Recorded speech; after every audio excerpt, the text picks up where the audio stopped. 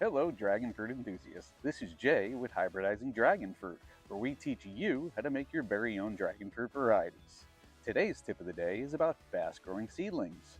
I'd like to share some tips that will have your seedlings growing at potentially multiple times the rate, so you can get to flowers and fruit in record time. There's quite a lot to go over, so let's get started. Let's start at the beginning.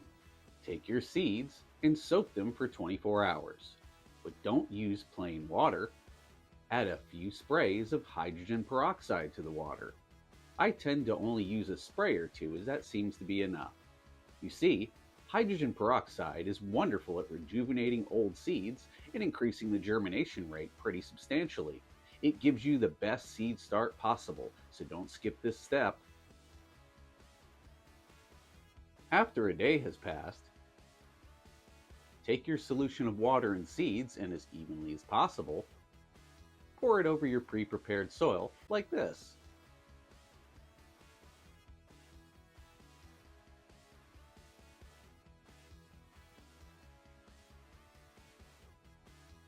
Gently sprinkle a light layer of soil on top, just enough to cover them up. At this point, I like to put them in a drip tray so I can bottom water them, which makes them incredibly easy to maintain. Just throw some water in the tray when the seedlings dry out, and you can forget about them for a week or two. Now, nothing makes me more sad than I see growers posting pictures of their 1-year-old seedlings that look similar to this right here. There's a much better way. See these seedlings right here? They are the same age of those tiny ones you just saw. And that leads me to a huge tip that will help your seedlings grow at literally multiple times the rate. Put them under a full spectrum LED grow light and keep it just a few inches above the seedlings. Here's the kicker. You're going to leave the light on 24/7 without ever turning it off. You heard me right, zero rest period. You're going to trick these seedlings into thinking it's perpetually spring. This will have your seedlings furiously growing around the clock, as long as you can keep them warm and moist. The amount of growth you get from doing this is absolutely incredible. Now you are truly off to a fantastic start. If you have been following our steps so far, your seedlings should have sprouted incredibly fast and with a high germination rate. Keeping those seedlings under a capable LED will have them multiple times larger as well, which makes them a lot easier to graft. Grafting by taping down the Coltidon leaves is best when they are small, but I prefer to tip graft them when they are a little bit larger. As we discussed in a previous video, grafting young tissue to young tissue will give you the best chance possible for a quick healing and solid connection.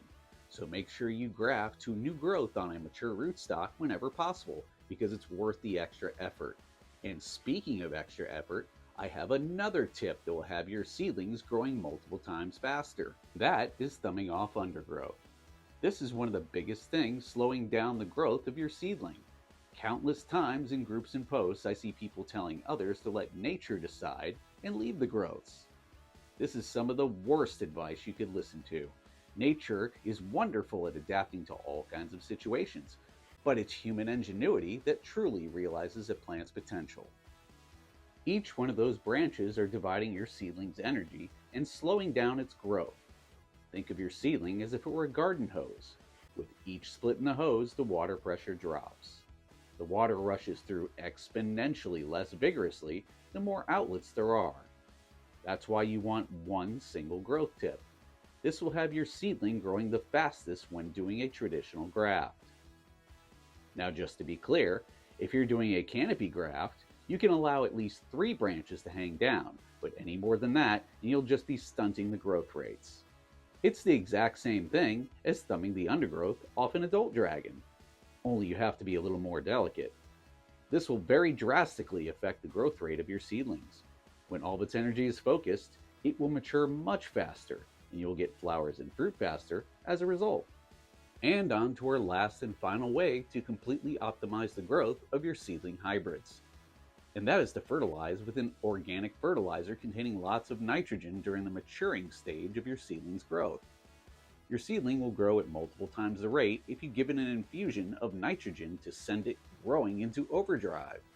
This is exactly what we want for now, until your seedling gets to the point that it's growing actual mature branches with adult spines. It's at this point you need to change your strategy. Once the emergence of a mature branch has taken place, it's time to let that baby hang. This is a huge step in the development of your hybrid, and we can now prepare to force a bloom.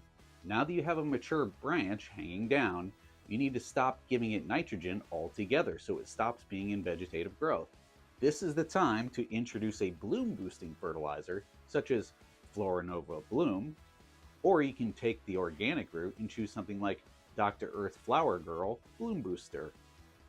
Adding lots of phosphorus and potassium to the soil will shift the plant from its state of vegetative growth and force it into a blooming state early, if it's capable. If you would like to learn more about creating your own dragon fruit hybrids, please give us a thumbs up, a subscribe, and be sure to join our Facebook group at facebookgroups.com/hybridizing dragon fruit. Grow something amazing.